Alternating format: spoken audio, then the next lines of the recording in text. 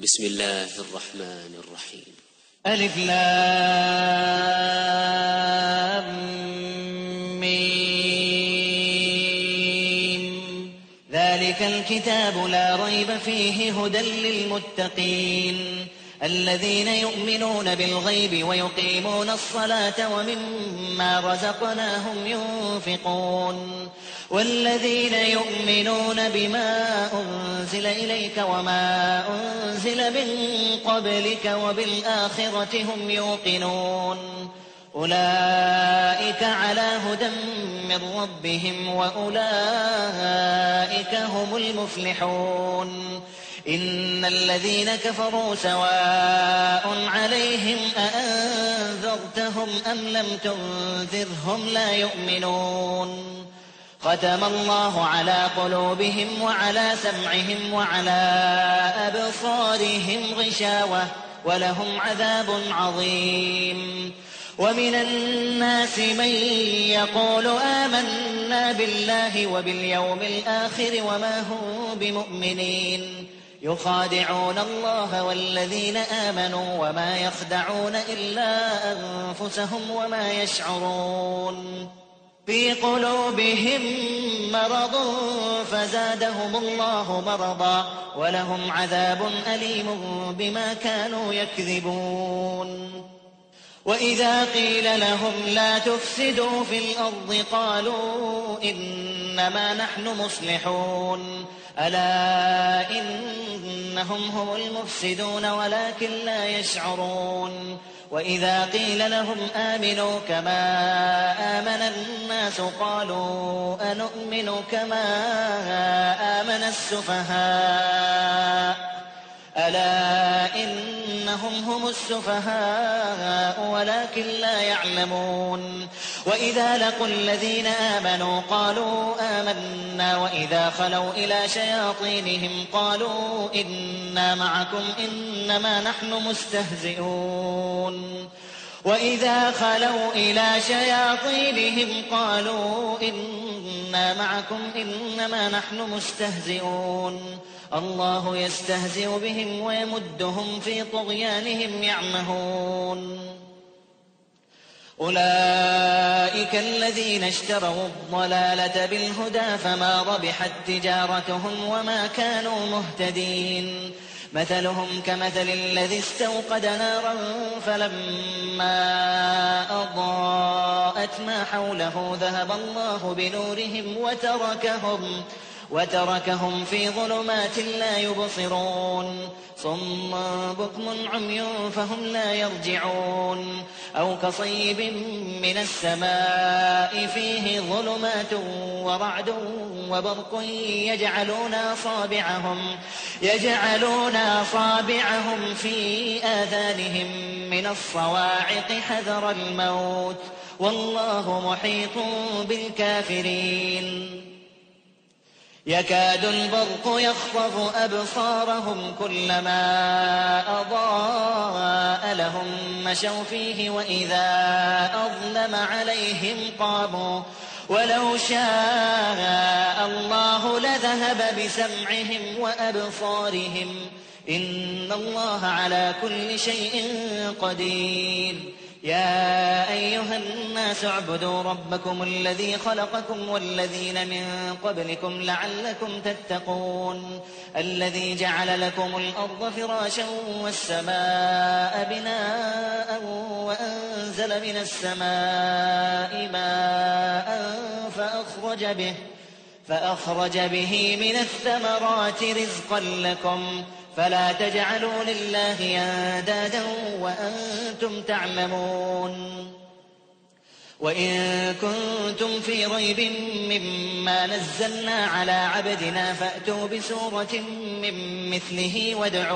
وادعوا شهداءكم من دون الله إن كنتم صادقين. فإن لم تفعلوا ولن تفعلوا فاتقوا النار التي وقودها الناس والحجارة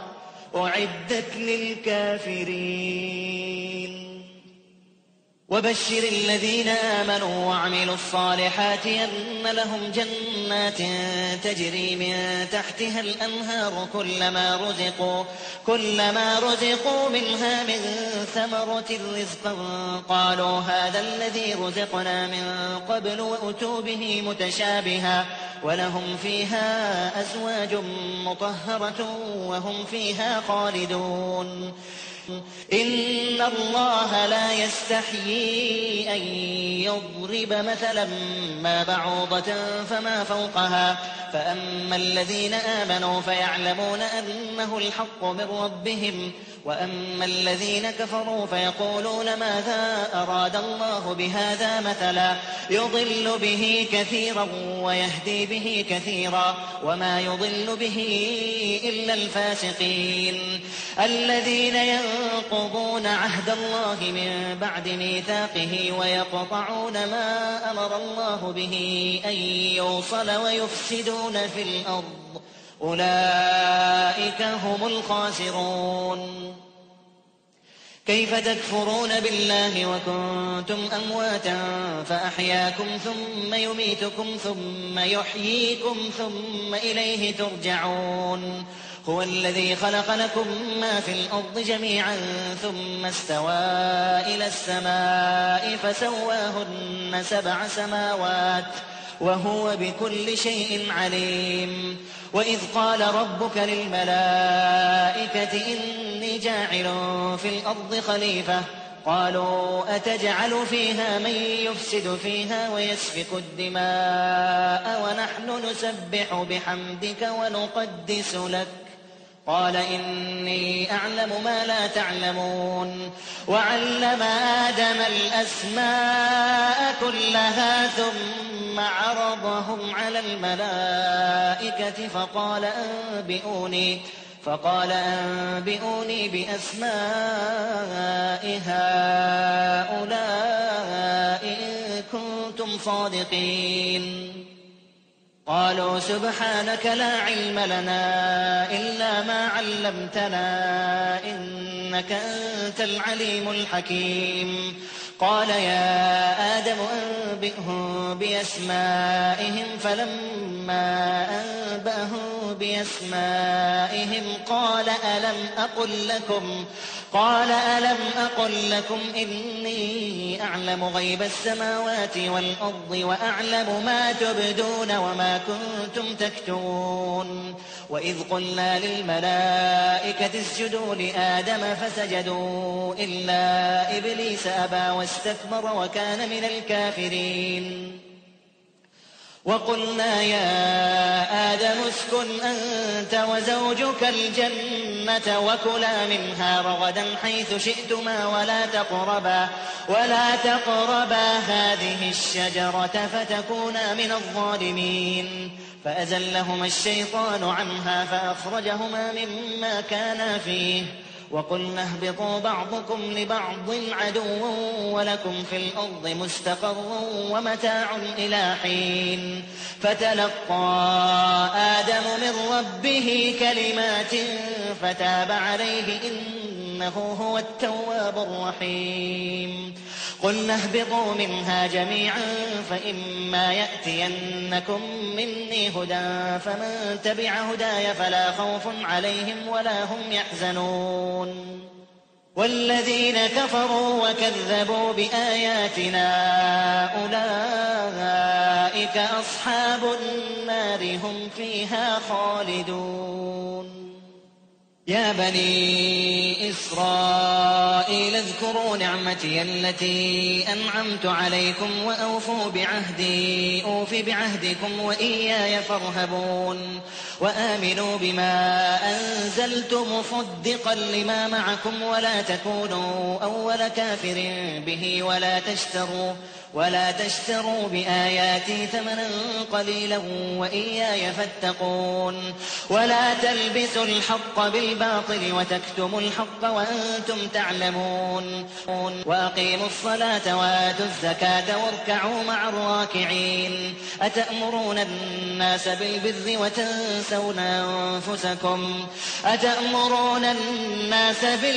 وتنسون أنفسكم وأنتم تتلون الكتاب أفلا تعقلون واستعينوا بالصبر والصلاة وإنها لكبيرة إلا على الخاشعين الذين يظنون أنهم ملاقو ربهم وأنهم إليه راجعون يا بني إسرائيل اذكروا نعمتي التي أنعمت عليكم وأني فضلتكم على العالمين واتقوا يوما لا تجزي نفس عن نفس شيئا ولا يقبل منها شفاعة ولا يؤخذ منها عدل ولا هم ينصرون وإذ نجيناكم من آل فرعون يسومونكم سوء العذاب يذبحون أبناءكم ويستحيون نساءكم وفي ذلكم بلاء من ربكم عظيم وإذ فرقنا بكم البحر فأنجيناكم وأغرقنا آل فرعون وأنتم تنظرون وإذ واعدنا موسى 40 ليلة ثم اتخذتم العجل من بعده وأنتم ظالمون ثم عفونا عنكم من بعد ذلك لعلكم تشكرون وإذ آتينا موسى الكتاب والفرقان لعلكم تهتدون وإذ قال موسى لقومه يا قوم إنكم ظلمتم أنفسكم باتخاذكم العجل فتوبوا إلى بارئكم فاقتلوا أنفسكم ذلكم خير لكم عند بارئكم فتاب عليكم إنه هو التواب الرحيم وإذ قلتم يا موسى لن نؤمن لك حتى نرى الله جهرة فأخذتكم الصاعقة وأنتم تنظرون ثم بعثناكم من بعد موتكم لعلكم تشكرون وظللنا عليكم الغمام وأنزلنا عليكم المن والسلوى كلوا من طيبات ما رزقناكم وما ظلمونا ولكن كانوا أنفسهم يظلمون وإذ قلنا ادخلوا هذه القرية فكلوا منها حيث شئتم رغدا وادخلوا الباب سجدا وقولوا حطة نغفر لكم خطاياكم وسنزيد المحسنين فبدل الذين ظلموا قولا غير الذي قيل لهم فأنزلنا على الذين ظلموا رجزا من السماء بما كانوا يفسقون وإذ استسقى موسى لقومه فقلنا اضرب بعصاك الحجر فانفجرت منه 12 عينا قد علم كل أناس مشربهم كلوا واشربوا من رزق الله ولا تعثوا في الأرض مفسدين وإذ قلتم يا موسى لن نصبر على طعام واحد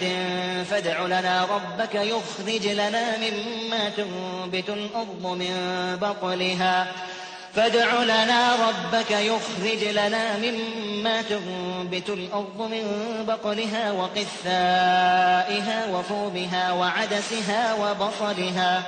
قال أتستبدلون الذي هو أدنى بالذي هو خير اهبطوا مصرا فإن لكم ما سألتم وضربت عليهم الذلة والمسكنة وباءوا بغضب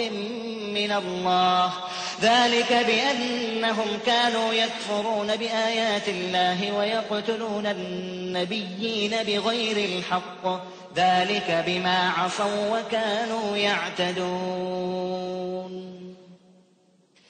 إن إن الذين آمنوا والذين هادوا والنصارى والصابئين من آمن بالله واليوم الآخر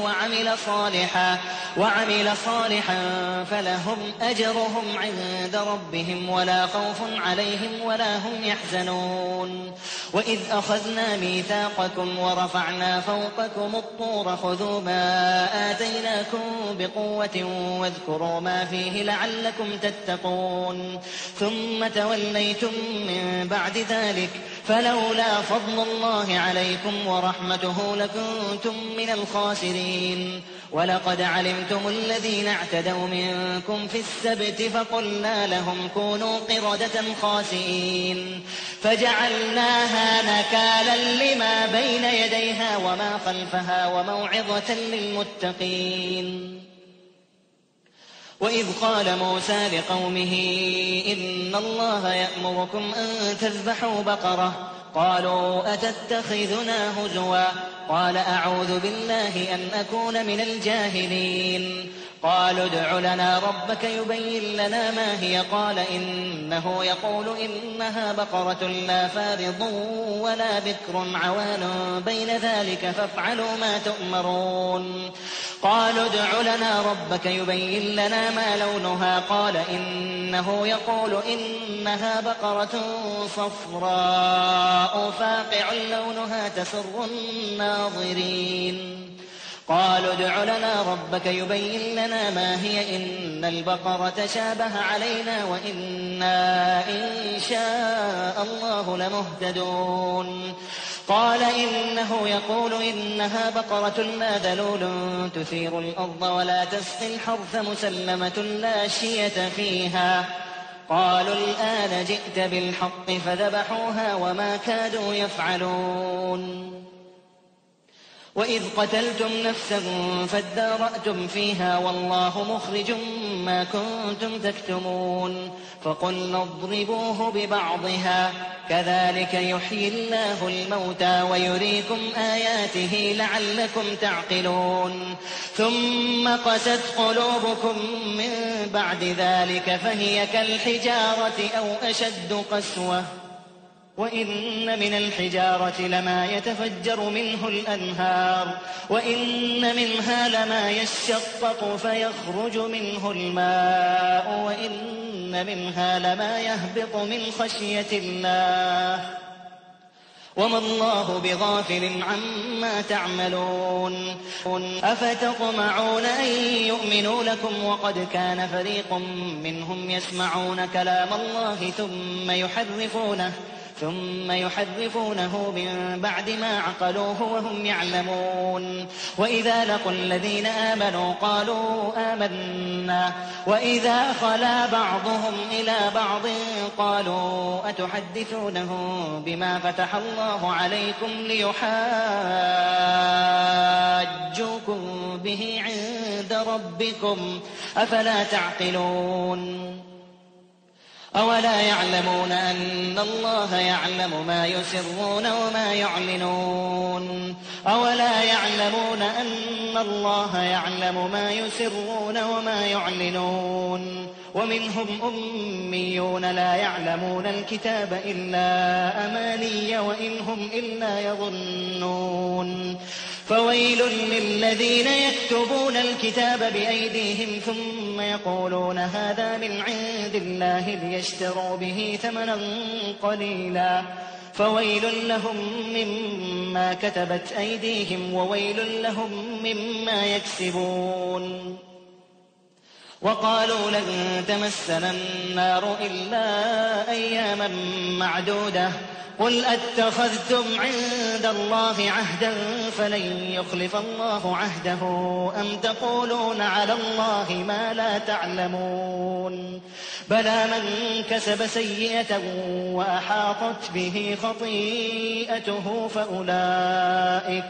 فأولئك أصحاب النار هم فيها خالدون. والذين آمنوا وعملوا الصالحات أولئك أصحاب الجنة هم فيها خالدون. وإذ أخذنا ميثاق بني إسرائيل إسرائيل لا تعبدون إلا الله وبالوالدين إحسانا وذي القربى واليتامى والمساكين وقولوا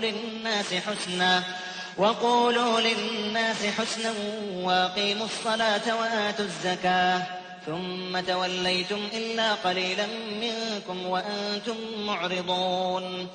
وإذ أخذنا ميثاقكم لا تسفكون دماءكم ولا تخرجون أنفسكم من دياركم ثم أقررتم وأنتم تشهدون ثم أنتم هؤلاء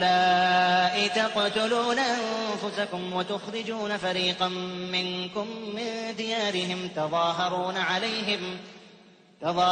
عليهم بالإثم والعدوان وإن يأتوكم أسارى تفادوهم وهو محرم عليكم إخراجهم أفتؤمنون ببعض الكتاب وتكفرون ببعض فما جزاء من يفعل ذلك منكم إلا خزي في الحياة الدنيا ويوم القيامة يردون إلى أشد العذاب وما الله بغافل عما تعملون أولئك الذين اشتروا الحياة الدنيا بالآخرة فلا يخفف عنهم العذاب ولا هم ينصرون ولقد آتينا موسى الكتاب وقفينا من بعده بالرسل وآتينا عيسى ابن مريم البينات وأيدناه بروح القدس أفكلما جاءكم رسول بما لا تهوى أنفسكم استكبرتم ففريقا كذبتم وفريقا تقتلون وقالوا قلوبنا غلف بل لعنهم الله بكفرهم فقليلا ما يؤمنون ولما جاءهم كتاب من عند الله مصدق لما معهم وكانوا من قبل يستفتحون على الذين كفروا فلما جاءهم ما عرفوا كفروا به فلعنة الله على الكافرين بئس ما اشتروا به أنفسهم أن يكفروا بما أنزل الله بغيا أن ينزل الله من فضله على من يشاء من عباده فباءوا بغضب على غضب وللكافرين عذاب مهين وإذا قيل لهم آمنوا بما أنزل الله قالوا نؤمن بما أنزل علينا ويكفرون بما وراءه وهو الحق مصدقا لما معهم قل فلم تقتلون أنبياء الله من قبل إن كنتم مؤمنين ولقد جاءكم موسى بالبينات ثم اتخذتم العجل من بعده وأنتم ظالمون وإذ أخذنا ميثاقكم ورفعنا فوقكم الطور خذوا ما آتيناكم بقوة واسمعوا قالوا سمعنا وعصينا وأشربوا في قلوبهم العجل بكفرهم قل بئس ما يأمركم به إيمانكم إن كنتم مؤمنين قل إن كانت لكم الدار الآخرة عند الله خالصة من دون الناس فتمنوا الموت إن كنتم صادقين ولن يتمنوه أبدا بما قدمت أيديهم والله عليم بالظالمين ولتجدنهم أحرص الناس على حياة ومن الذين أشركوا يود أحدهم لو يعمر 1000 سنة وما هو بمزحزحه من العذاب أن يعمر والله بصير بما يعملون قل من كان عدوا لجبريل فإنه نزله على قلبك بإذن الله مصدقا لما بين يديه وهدى وبشرى للمؤمنين من كان عدوا لله وملائكته ورسله وجبريل وميكال فإن الله عدو للكافرين ولقد أنزلنا إليك آيات بينات وما يكفر بها إلا الفاسقون أوكلما عاهدوا عهدا نبذه فريق منهم بل أكثرهم لا يؤمنون ولما جاءهم رسول من عند الله مصدق لما معهم نبذ فريق من الذين أوتوا الكتاب كتاب الله وراء ظهورهم كأنهم لا يعلمون واتبعوا ما تتلو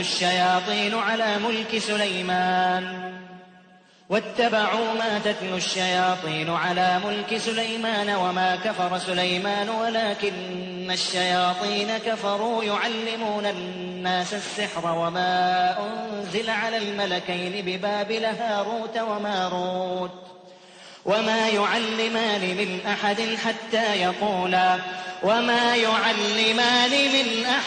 حتى يقولا إنما نحن فتنة فلا تكفر فيتعلمون منهما ما يفرقون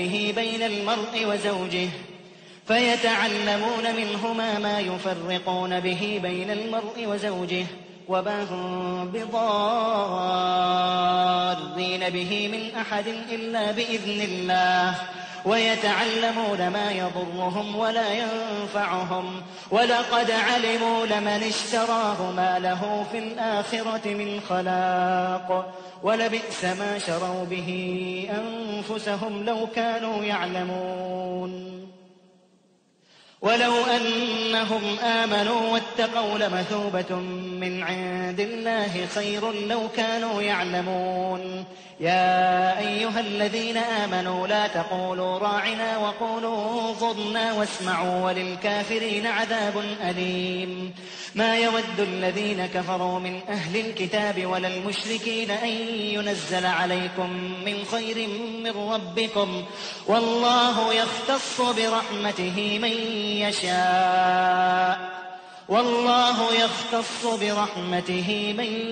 يشاء والله ذو الفضل العظيم ما ننسخ من آية أو ننسها نأت بخير منها أو مثلها ألم تعلم أن الله على كل شيء قدير ألم تعلم أن الله له ملك السماوات والأرض وما لكم من دون الله من ولي ولا نصير أم تريدون أن تسألوا رسولكم كما سئل موسى من قبل ومن يتبدل الكفر بالإيمان فقد ضل سواء السبيل ود كثير من أهل الكتاب لو يردونكم من بعد إيمانكم كفارا حسدا من عند أنفسهم من بعد ما تبين لهم الحق فاعفوا واصفحوا حتى يأتي الله بأمره إن الله على كل شيء قدير وأقيموا الصلاة وآتوا الزكاة وما تقدموا لأنفسكم من خير تجدوه عند الله إن الله بما تعملون بصير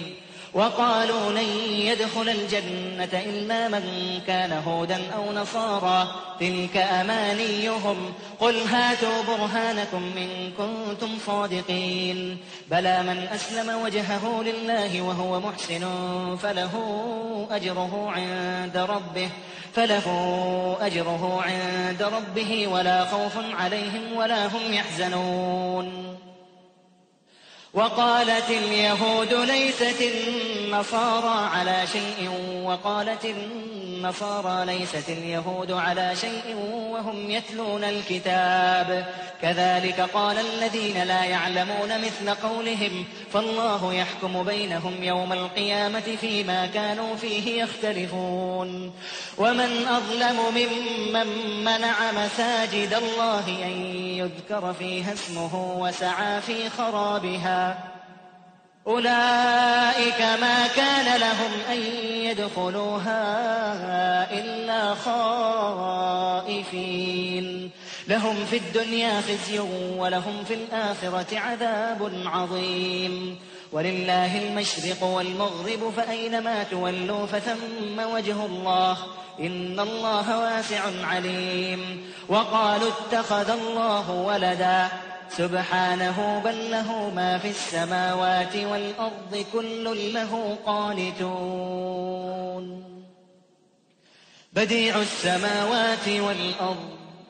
بديع السماوات والأرض وإذا قضى أمرا فإنما يقول له كن فيكون وقال الذين لا يعلمون لولا يكلمنا الله أو تأتينا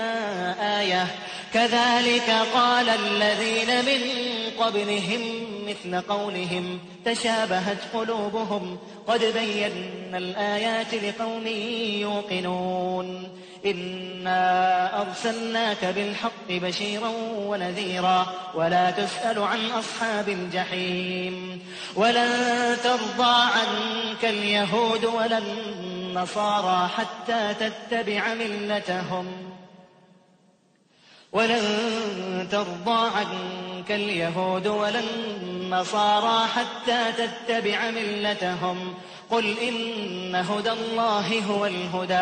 قل إن هدى الله هو الهدى ولئن اتبعت أهواءهم بعد الذي جاءك من العلم ما لك من الله من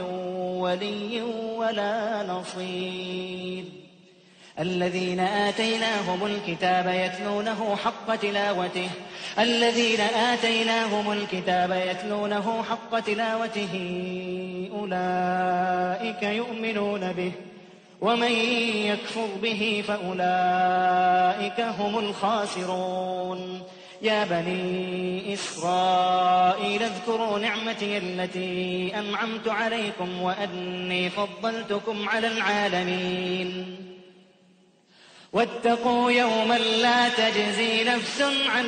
نفس شيئا ولا يقبل منها عدل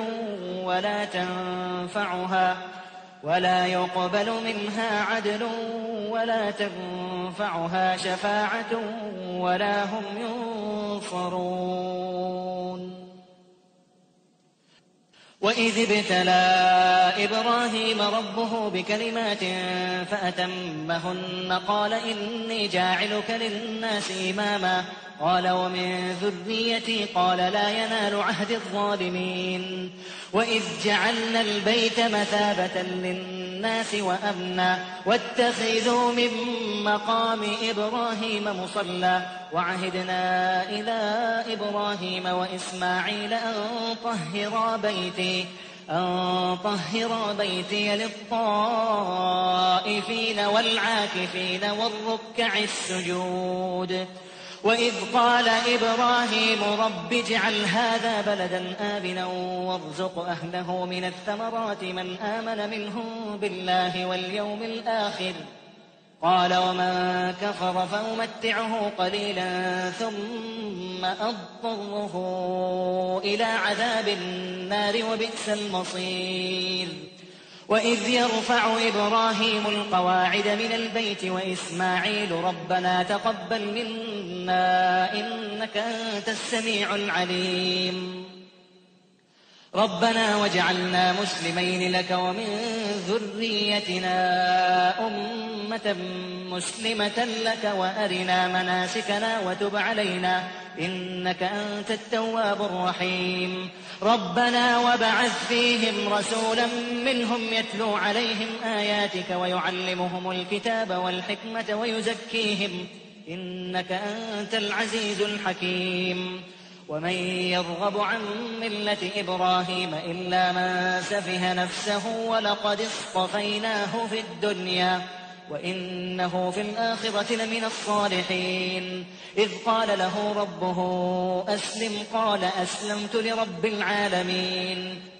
ووصى بها إبراهيم بنيه ويعقوب يا بني إن الله اصطفى لكم الدين فلا تموتن إلا وأنتم مسلمون. أم كنتم شهداء إذ حضر يعقوب الموت إذ قال لبنيه ما تعبدون من بعدي قالوا نعبد إلهك وإله آبائك إبراهيم وإسماعيل وإسحاق إلها واحدا ونحن له مسلمون. تلك أمة قد خلت لها ما كسبت ولكم ما كسبتم ولا تسألون عما كانوا يعملون. وقالوا كونوا هودا أو نصارى تهتدوا قل بل ملة إبراهيم حنيفا وما كان من المشركين. قولوا آمنا بالله وما أنزل إلينا وما أنزل إلى إبراهيم وإسماعيل وإسحاق ويعقوب والأسباط وما أوتي موسى وعيسى وما أوتي النبيون من ربهم لا نفرق بين أحد منهم ونحن له مسلمون. فإن آمنوا بمثل ما آمنتم به فقد اهتدوا وإن تولوا فإنما هم في شقاق فسيكفيكهم الله وهو السميع العليم. صبغة الله ومن أحسن من الله صبغة ونحن له عابدون. قل أتحاجوننا في الله وهو ربنا وربكم ولنا أعمالنا ولكم أعمالكم ونحن له مخلصون. أم تقولون إن إبراهيم وإسماعيل وإسحاق ويعقوب والأسباط كانوا هودا أو نصارى قل أأنتم أعلم أم الله ومن أظلم ممن كتم شهادة عنده من الله وما الله بغافل عما تعملون. تلك أمة قد خلت لها ما كسبت ولكم ما كسبتم ولا تسألون عما كانوا يعملون. سيقول السفهاء من الناس ما ولاهم عن قبلتهم التي كانوا عليها قل لله المشرق والمغرب يهدي من يشاء إلى صراط مستقيم. وكذلك جعلناكم أمة وسطا لتكونوا شهداء على الناس ويكون الرسول عليكم شهيدا. وما جعلنا القبلة التي كنت عليها إلا لنعلم من يتبع الرسول ممن ينقلب على عقبيه وإن كانت لكبيرة إلا على الذين هدى الله وما كان الله ليضيع إيمانكم إن الله بالناس لرءوف رحيم. قد نرى تقلب وجهك في السماء فلنولينك قبلة ترضاها فول وجهك شطر المسجد الحرام وحيث ما كنتم فولوا وجوهكم شطره وإن الذين أوتوا الكتاب ليعلمون أنه الحق من ربهم وما الله بغافل عما يعملون. ولئن أتيت الذين أوتوا الكتاب بكل آية ما تبعوا قبلتك وما أنت بتابع قبلتهم وما بعضهم بتابع قبلة بعض ولئن اتبعت أهواءهم من بعد ما جاءك من العلم إنك إذا لمن الظالمين. الذين آتيناهم الكتاب يعرفونه كما يعرفون أبناءهم وإن فريقا منهم ليكتمون الحق وهم يعلمون. الحق من ربك فلا تكونن من الممترين. ولكل وجهة هو موليها فاستبقوا الخيرات أينما تكونوا يأت بكم الله جميعا إن الله على كل شيء قدير ومن حيث خرجت فول وجهك شطر المسجد الحرام وإنه للحق من ربك وما الله بغافل عما تعملون ومن حيث خرجت فول وجهك شطر المسجد الحرام وحيث ما كنتم فولوا وجوهكم شطره لئلا يكون للناس عليكم حجة إلا الذين ظلموا منهم فلا تخشوهم واخشوني وليتم نعمتي عليكم ولعلكم تهتدون كما أرسلنا فيكم رسولا منكم يتلو عليكم آياتنا ويزكيكم ويعلمكم الكتاب والحكمة ويعلمكم ما لم تكونوا تعلمون فاذكروني أذكركم واشكروا لي ولا تكفرون يا أيها الذين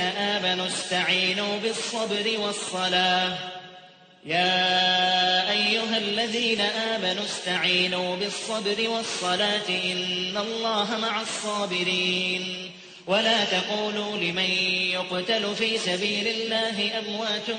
بل أحياء ولكن لا تشعرون ولنبلونكم بشيء من الخوف والجوع ونقص من الأموال والأنفس والثمرات وبشر الصابرين الذين إذا أصابتهم مصيبة قالوا إنا لله وإنا إليه راجعون أولئك عليهم صلوات من ربهم ورحمة وأولئك هم المهتدون إن الصفا والمروة من شعائر الله فمن حج البيت أو اعتمر فلا جناح عليه أن يطوف بهما ومن تطوع خيرا فإن الله شاكر عليم إن الذين يكتمون ما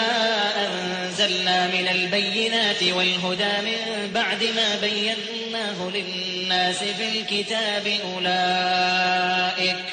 أولئك يلعنهم الله ويلعنهم اللاعنون إلا الذين تابوا وأصلحوا وبينوا فأولئك أتوب عليهم وأنا التواب الرحيم إن الذين كفروا وماتوا وهم كفار أولئك عليهم لعنة الله والملائكة والناس أجمعين خالدين فيها لا يخفف عنهم العذاب ولا هم ينظرون وإلهكم إله واحد لا إله إلا هو الرحمن الرحيم إن في خلق السماوات والأرض واختلاف الليل والنهار والفلك التي تجري في البحر بما ينفع الناس وما أنزل الله من السماء من ماء فأحيا به الأرض بعد موتها وبث فيها من كل دابة وتصريف الرياح والسحاب المسخر بين السماء والأرض لآيات لقوم يعقلون ومن الناس من يتخذ من دون الله أندادا يحبونهم كحب الله والذين آمنوا أشد حبا لله ولو يرى الذين ظلموا إذ يرون العذاب أن القوة لله جميعا وأن الله شديد العذاب إذ تبرأ الذين اتبعوا من الذين اتبعوا ورأوا العذاب وتقطعت بهم الأسباب وقال الذين اتبعوا لو أن لنا كرة فنتبرأ منهم كما تبرأوا منا كذلك يريهم الله أعمالهم حسرات عليهم وما هم بخارجين من النار. يا أيها الناس كلوا مما في الأرض حلالا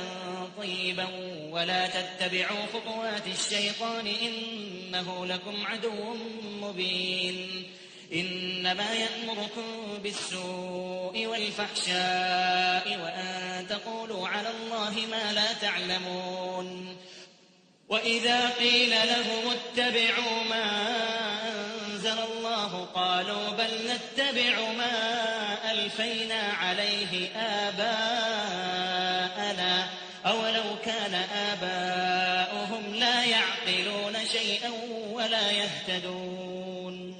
ومثل الذين كفروا كمثل الذي ينعق بما لا يسمع إلا دعاء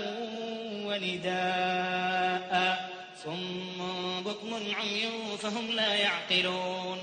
يا أيها الذين آمنوا كلوا من طيبات ما رزقناكم واشكروا لله إن كنتم إياه تعبدون. إنما حرم عليكم الميتة والدم ولحم الخنزير وما أهل به لغير الله فمن اضطر غير باغ ولا عاد فلا إثم عليه إن الله غفور رحيم. إن الذين يكتمون ما أنزل الله من الكتاب ويشترون به ثمنا قليلا أولئك ما يأكلون في بطونهم إلا النار ولا يكلمهم الله يوم القيامة ولا يزكيهم ولهم عذاب أليم. أولئك الذين اشتروا الضلالة بالهدى والعذاب بالمغفرة فما أصبرهم على النار ذلك بأن الله نزل الكتاب بالحق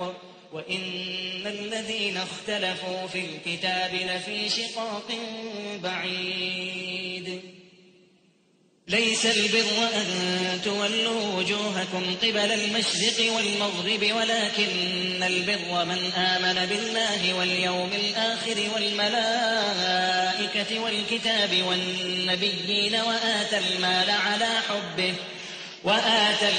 على حبه ذوي القربى واليتامى والمساكين وابن السبيل والسائلين وفي الرقاب وأقام الصلاة وآتى الزكاة والموفون بعهدهم إذا عاهدوا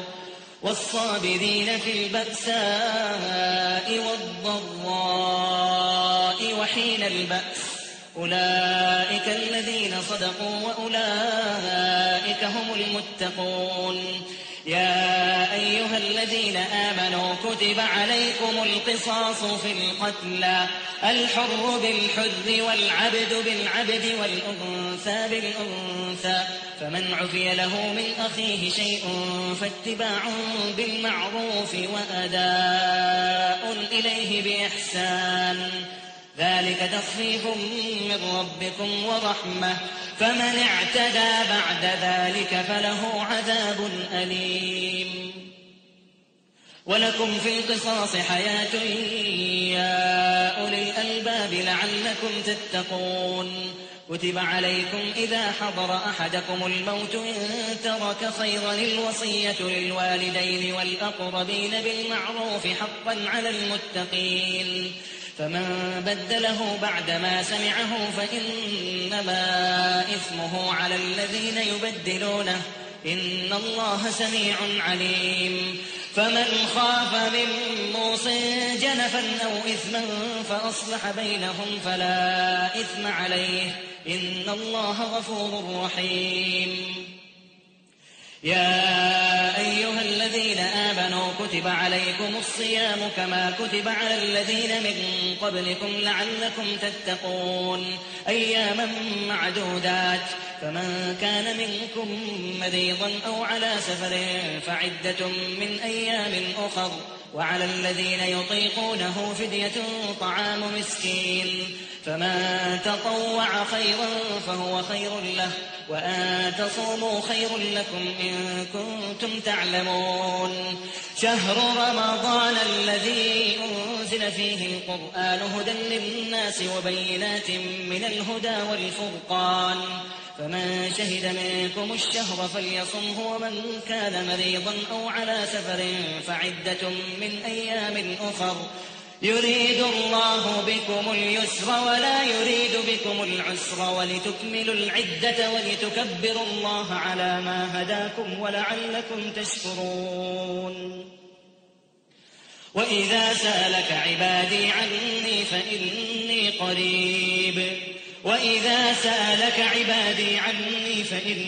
قريب أجيب دعوة الداع إذا دعاني فليستجيبوا لي وليؤمنوا بي لعلهم يرشدون أحل لكم ليلة الصيام الرفث إلى نسائكم هن لباس لكم وأنتم لباس لهن علم الله أنكم كنتم تختانون أنفسكم فتاب عليكم وعفى عنكم فالآن باشروهن وابتغوا ما كتب الله لكم وكلوا واشربوا حتى يتبين لكم الخيط الأبيض من الخيط الأسود من الفجر ثم أتموا الصيام إلى الليل ولا تباشروهن وأنتم عاكفون في المساجد تلك حدود الله فلا تقربوها كذلك يبين الله آياته للناس لعلهم يتقون ولا تأكلوا أموالكم بينكم بالباطل وتدلوا بها إلى الحكام لتأكلوا فريقا من أموال الناس بالإثم وأنتم تعلمون يسألونك عن الأهلة قل هي مواقيت للناس والحج وليس البر بأن تأتوا البيوت من ظهورها ولكن البر من اتقى وأتوا البيوت من أبوابها واتقوا الله لعلكم تفلحون وقاتلوا في سبيل الله الذين يقاتلونكم ولا تعتدوا إن الله لا يحب المعتدين واقتلوهم حيث ثقفتموهم وأخرجوهم من حيث أخرجوكم والفتنة أشد من القتل ولا تقاتلوهم عند المسجد الحرام حتى يقاتلوكم فيه فإن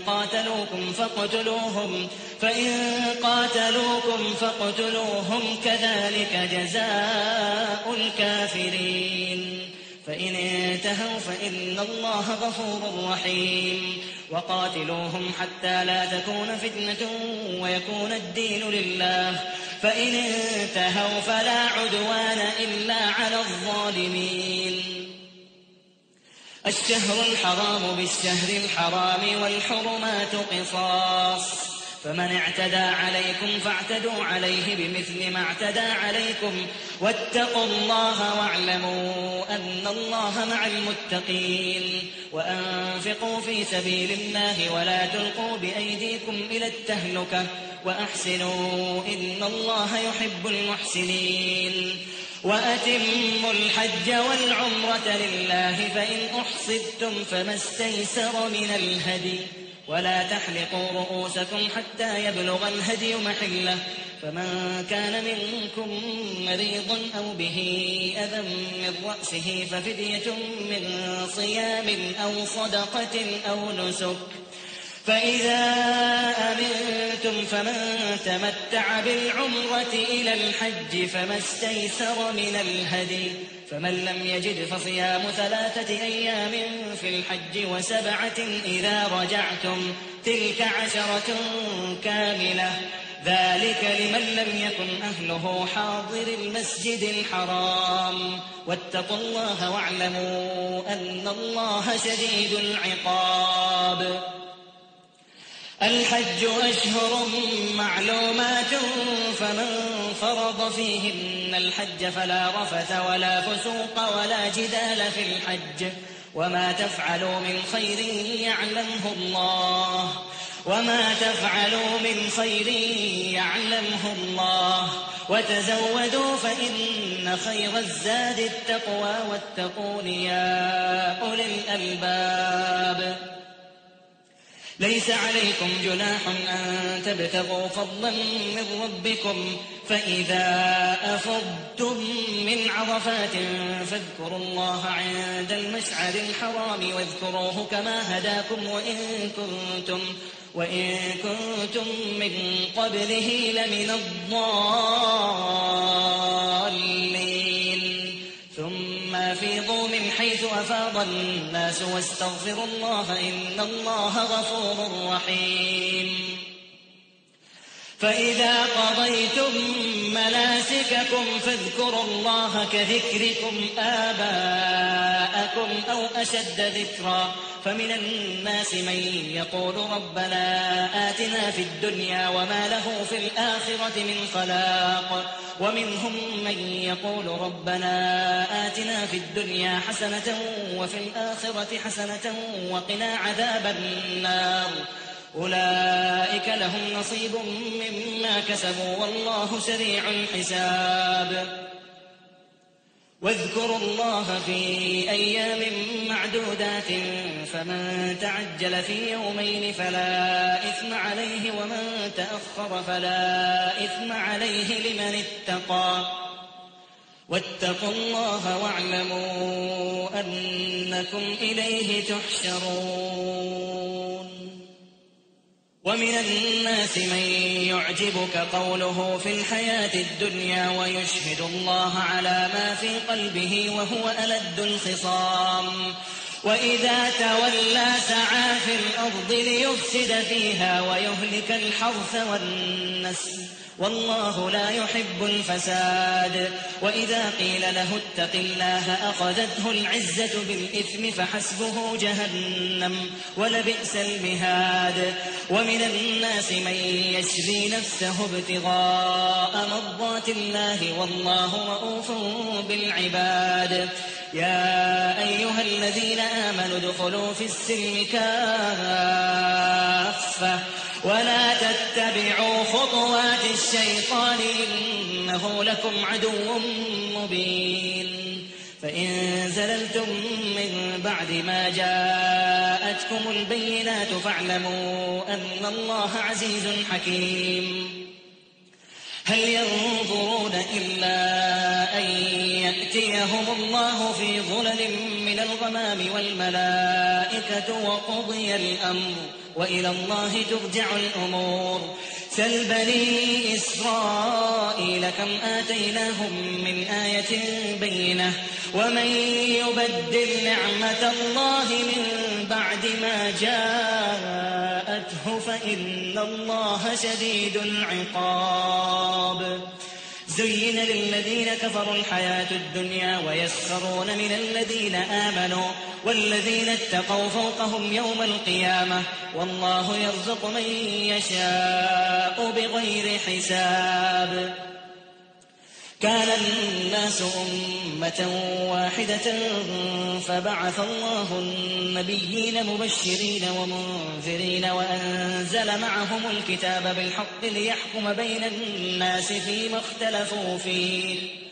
وما اختلف فيه إلا الذين أوتوه من بعد ما جاءتهم البينات بغيا بينهم فهدى الله الذين آمنوا لما اختلفوا فيه من الحق بإذنه والله يهدي من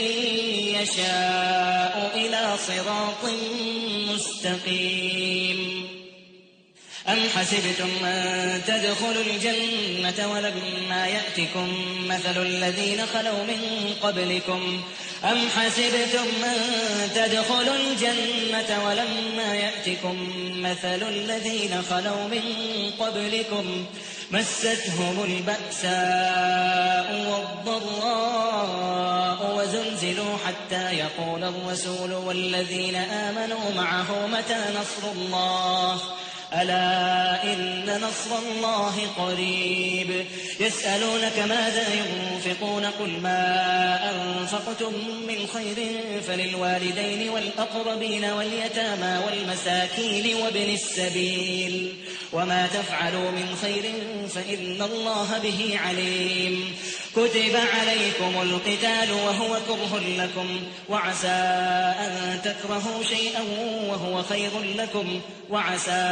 أن تحبوا شيئا وهو شر لكم والله يعلم وأنتم لا تعلمون يسألونك عن الشهر الحرام قتال فيه قل قتال فيه كبير وصد عن سبيل الله وكفر به والمسجد الحرام وإخراج أهله منه أكبر عند الله والفتنة أكبر من القتل ولا يزالون يقاتلونكم حتى يردوكم عن دينكم إن استطاعوا ومن يرتد منكم عن دينه فيمت وهو كافر فأولئك حبطت أعمالهم في الدنيا والآخرة وأولئك أصحاب النار هم فيها خالدون إن الذين آمنوا والذين هاجروا وجاهدوا في سبيل الله أولئك يرجون رحمة الله والله غفور رحيم يسألونك عن الخمر والميسر قل فيهما إثم كبير ومنافع للناس وإثمهما أكبر من نفعهما ويسألونك ماذا ينفقون قل العفو كذلك يبين الله لكم الآيات لعلكم تتفكرون في الدنيا والآخرة ويسألونك عن اليتامى قل إصلاح لهم خير وإن تخالطوهم فإخوانكم والله يعلم المفسد من المصلح ولو شاء الله لأعنتكم إن الله عزيز حكيم ولا تنكحوا المشركات حتى يؤمن ولأمة مؤمنة خير من مشركة ولو أعجبتكم ولا تنكحوا المشركين حتى يؤمنوا ولعبد مؤمن خير من مشرك ولو أعجبكم أولئك يدعون إلى النار والله يدعو إلى الجنة والمغفرة بإذنه ويبين آياته للناس لعلهم يتذكرون ويسألونك عن المحيض قل هو أذى فاعتزلوا النساء في المحيض ولا تقربوهن حتى يطهرن فإذا تطهرن فأتوهن من حيث أمركم الله إن الله يحب التوابين ويحب المتطهرين نساؤكم حرث لكم فأتوا حرثكم أنما شئتم وقدموا لأنفسكم واتقوا الله واعلموا أنكم ملاقوه وبشر المؤمنين ولا تجعلوا الله عرضة لأيمانكم أن تبروا وتتقوا وتصلحوا بين الناس والله سميع عليم لا يؤاخذكم الله باللغو في أيمانكم ولكن يؤاخذكم بما كسبت قلوبكم والله غفور حليم للذين يؤلون من نسائهم تربص 4 أشهر فإن فاءوا فإن الله غفور رحيم وإن عزموا الطلاق فإن الله سميع عليم والمطلقات يتربصن بأنفسهن 3 قروء ولا يحل لهن أن يكتمن ما خلق الله في أرحامهن إن كن يؤمن بالله واليوم الآخر وبعولتهن حق بردهن في ذلك إن أرادوا إصلاحا ولهن مثل الذي عليهن بالمعروف وللرجال عليهن درجة والله عزيز حكيم. الطلاق مرتان فإمساك بمعروف أو تسريح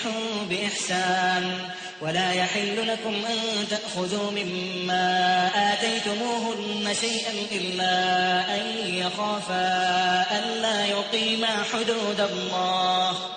فإن خفتم ألا يقيما حدود الله فلا جناح عليهما فيما افتدت به، تلك حدود الله فلا تعتدوها، ومن يتعد حدود الله فأولئك هم الظالمون.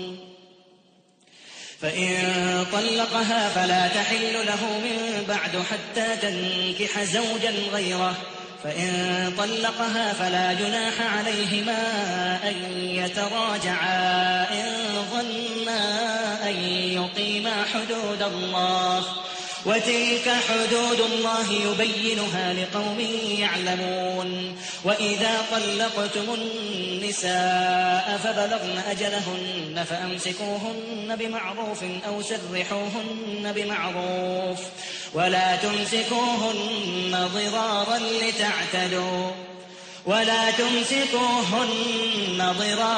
لتعتدوا، ومن يفعل ذلك فقد ظلم نفسه. ولا تتخذوا آيات الله هزوا، واذكروا نعمة الله عليكم وما أنزل عليكم من الكتاب والحكمة يعظكم به، واتقوا الله واعلموا أن الله بكل شيء عليم. وإذا طلقتم النساء فبلغن أجلهن فلا تعضلوهن أن ينكحن أزواجهن إذا تراضوا بينهم بالمعروف، ذلك يوعظ به من كان منكم يؤمن بالله واليوم الآخر، ذلكم أزكى لكم وأطهر، والله يعلم وأنتم لا تعلمون. والوالدات يرضعن أولادهن حولين كاملين لمن أراد أن يتم الرضاعة، وعلى المولود له رزقهن وكسوتهن بالمعروف، لا تكلف نفس إلا وسعها، لا تضار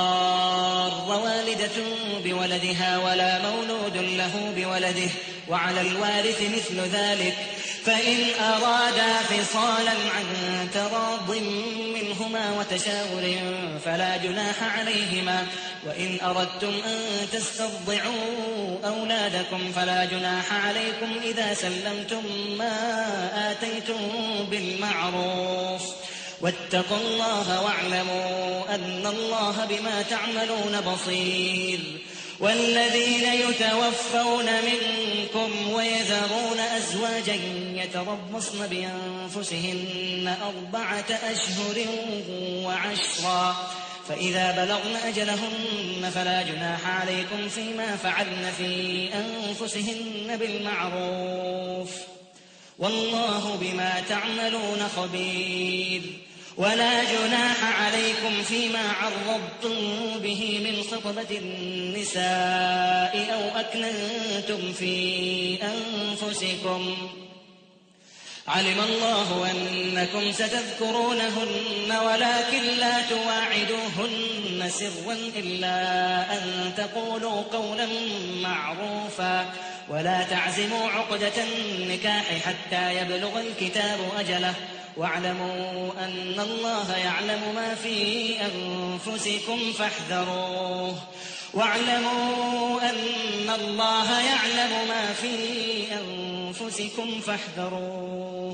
واعلموا أن الله غفور حليم. لا جناح عليكم إن طلقتم النساء ما لم تمسوهن أو تفرضوا لهن فريضة، ومتعوهن على الموسع قدره وعلى المقتر قدره متاعا بالمعروف حقا على المحسنين. وإن طلقتموهن من قبل أن تمسوهن وقد فرضتم لهن فريضة فنصف ما فرضتم إلا أن يعفون، إلا أن يعفون أو يعفو الذي بيده عقدة النكاح وأن تعفوا أقرب للتقوى ولا تنسوا الفضل بينكم إن الله بما تعملون بصير. حافظوا على الصلوات والصلاة الوسطى وقوموا لله قانتين. فإن خفتم فرجالا أو ركبانا فإذا أمنتم فاذكروا الله كما علمكم ما لم تكونوا تعلمون. والذين يتوفون منكم ويذرون أزواجا وصية لأزواجهم متاعا إلى الحول غير إخراج فإن خرجن فلا جناح عليكم فيما فعلن في أنفسهن من معروف والله عزيز حكيم. وللمطلقات متاع بالمعروف حقا على المتقين كذلك يبين الله لكم آياته لعلكم تعقلون. ألم تر إلى الذين خرجوا من ديارهم وهم ألوف حذر الموت فقال لهم الله موتوا ثم أحياهم إن الله لذو فضل على الناس ولكن أكثر الناس لا يشكرون. وقاتلوا في سبيل الله واعلموا أن الله سميع عليم. من ذا الذي يقرض الله قرضا حسنا فيضاعفه له أضعافا كثيرة والله يقبض ويبسط وإليه ترجعون. ألم تر إلى الملأ من بني إسرائيل من بعد موسى إذ قالوا لنبي له ابعث لنا ملكا نقاتل في سبيل الله قال هل عسيتم إن كتب عليكم القتال ألا تقاتلوا قالوا وما لنا ألا نقاتل في سبيل الله وقد أخرجنا من ديارنا وأبنائنا فلما كتب عليهم القتال تولوا إلا قليلا منهم والله عليم بالظالمين. وقال لهم نبيهم إن الله قد بعث لكم طالوت ملكا قالوا أنى يكون له الملك علينا ونحن أحق بالملك منه ولم يؤت سعة من المال قال إن الله اصطفاه عليكم وزاده بسطة في العلم والجسم والله يؤتي ملكه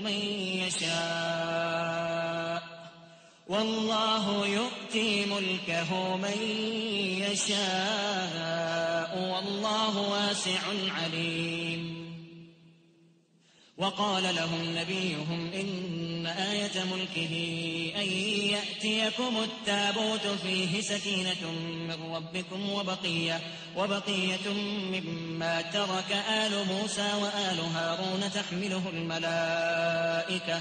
إن في ذلك لآية لكم إن كنتم مؤمنين. فلما فصل طالوت بالجنود قال إن الله مبتليكم بنهر فمن شرب منه فليس مني ومن لم يطعمه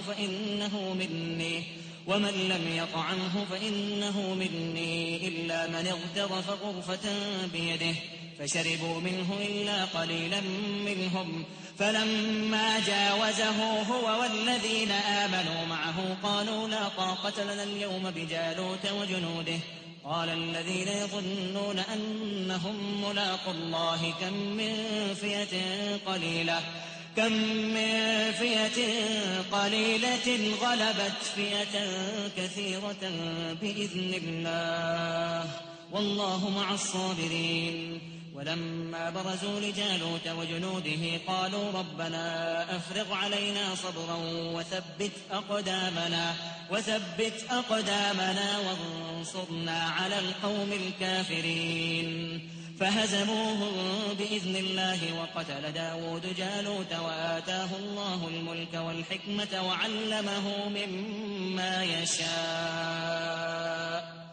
ولولا دفع الله الناس بعضهم ببعض لفسدت الأرض ولكن الله ذو فضل على العالمين. تلك آيات الله نتلوها عليك بالحق وإنك لمن المرسلين. تلك الرسل فضلنا بعضهم على بعض منهم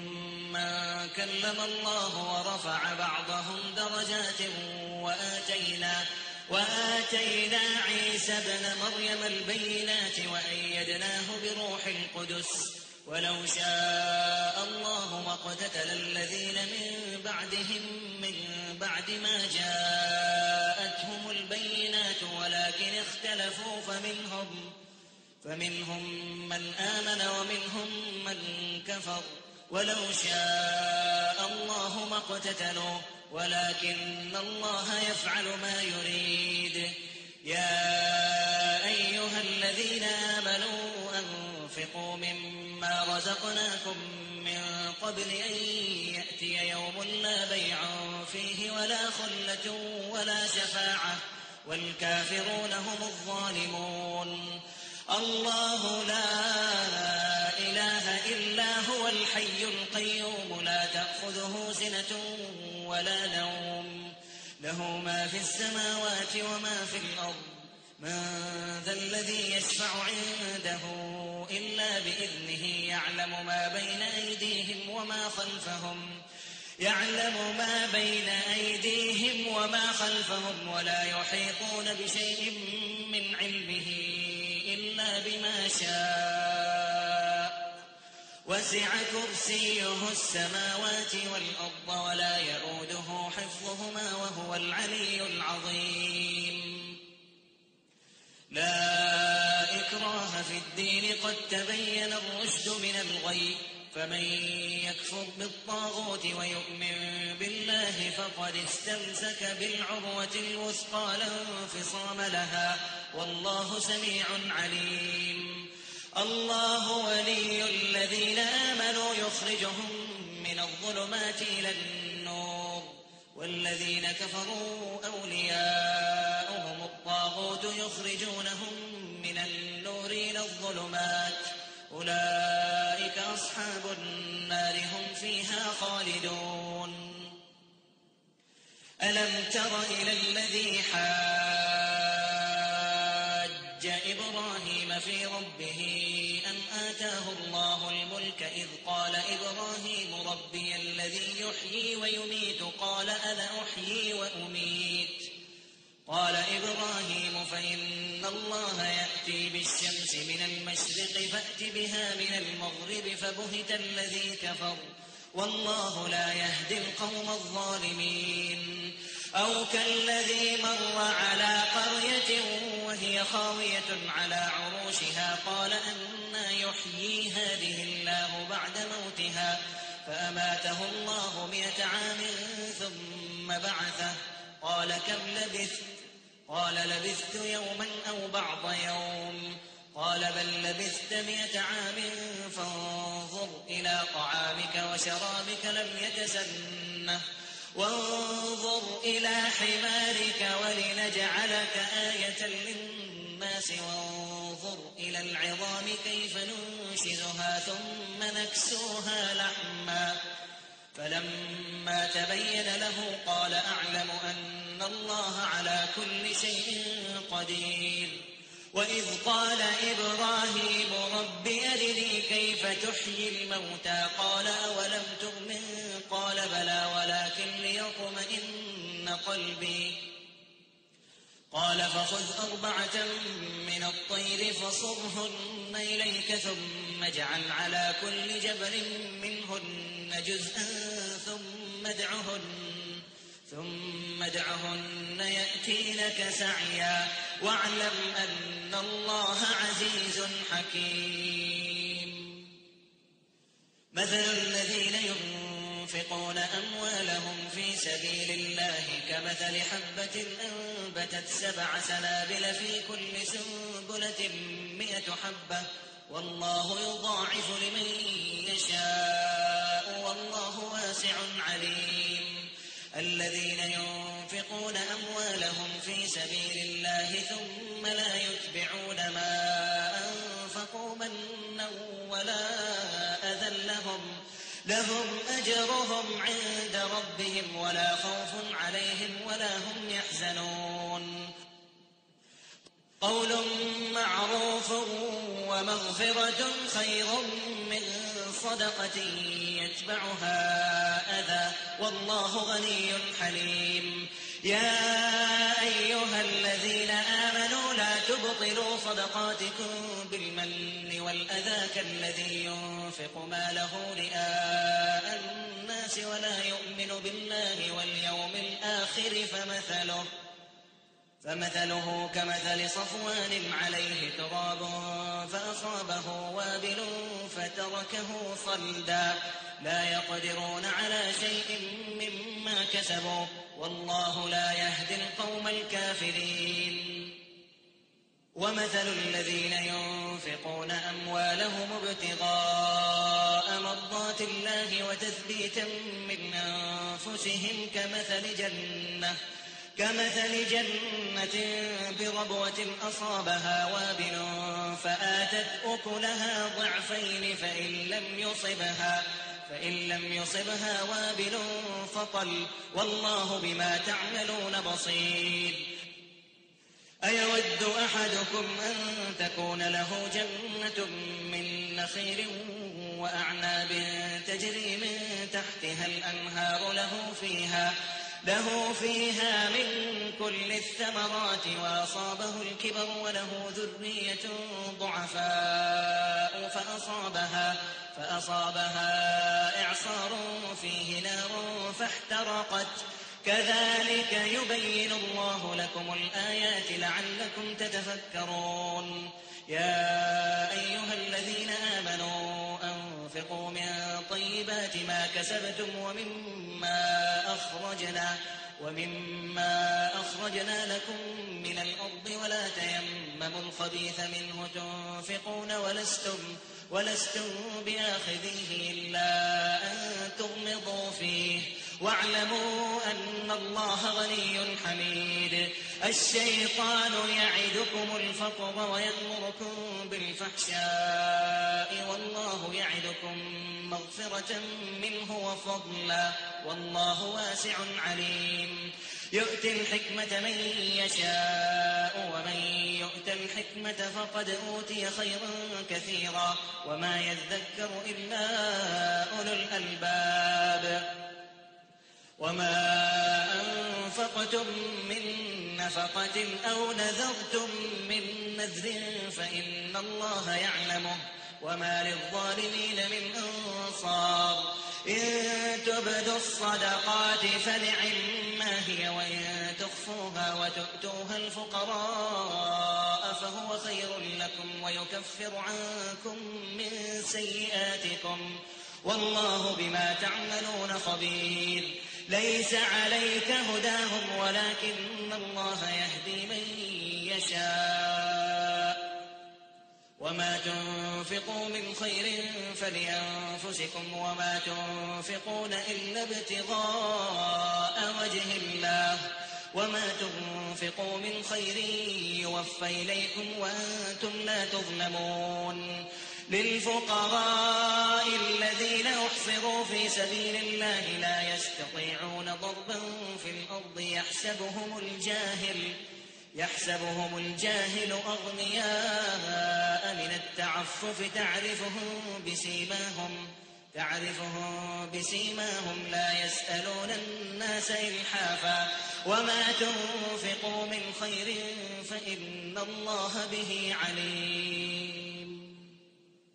الذين ينفقون أموالهم بالليل والنهار سرا وعلانية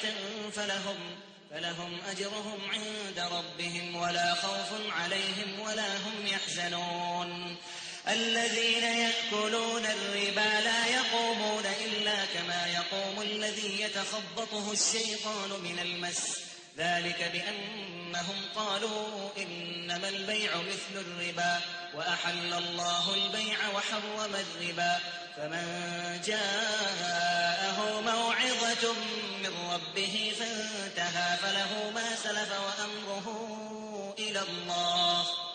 ومن عاد فأولئك وأصحاب النار هم فيها خالدون يمحق الله الربا ويربي الصدقات والله لا يحب كل كفار أثيم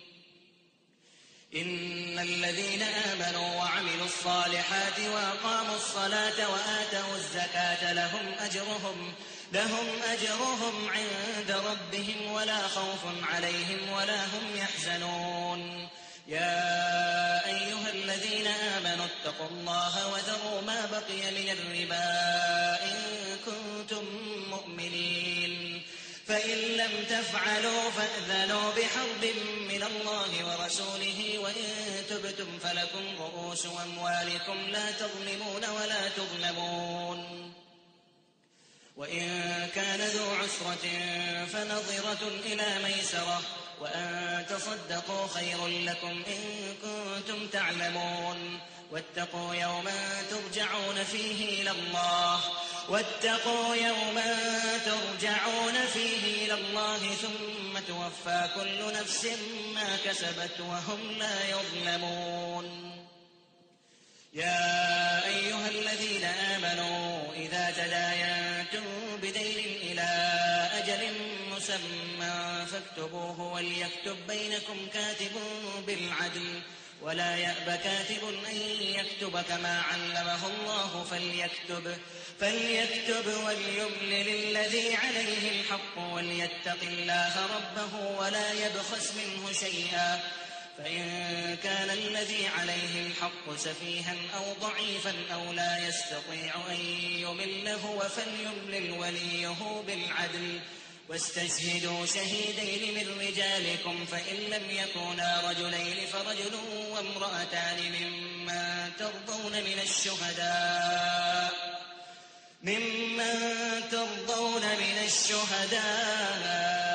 أن تضل إحداهما فتذكر إحداهما الأخرى ولا يأبى الشهداء إذا ما دعوا ولا تسأموا أن تكتبوه صغيرا أو كبيرا إلى أجله ذلكم أقسط عند الله وأقوم للشهادة وأدنى ألا ترتابوا إلا أن تكون تجارة حاضرة تديرونها بينكم فليس عليكم جناح ألا تكتبوها وأشهدوا إذا تبايعتم ولا يضار كاتب ولا شهيد وإن تفعلوا فإنه فسوق بكم واتقوا الله ويعلمكم الله والله بكل شيء عليم وإن كنتم على سفر ولم تجدوا كاتبا فرهان مقبوضة فإن أمن بعضكم بعضا فليؤد الذي اؤتمن أمانته وليتق الله ربه ولا تكتموا الشهادة ومن يكتمها فإنه آثم قلبه والله بما تعملون عليم لله ما في السماوات وما في الأرض وإن تبدوا ما في أنفسكم أو تخفوه يحاسبكم به الله فيغفر لمن يشاء ويعذب من يشاء والله على كل شيء قدير آمن الرسول بما أنزل إليه من ربه والمؤمنون كل آمن بالله وملائكته وكتبه ورسله لا نفرق بين أحد من رسله وقالوا سمعنا وأطعنا غفرانك ربنا وإليك المصير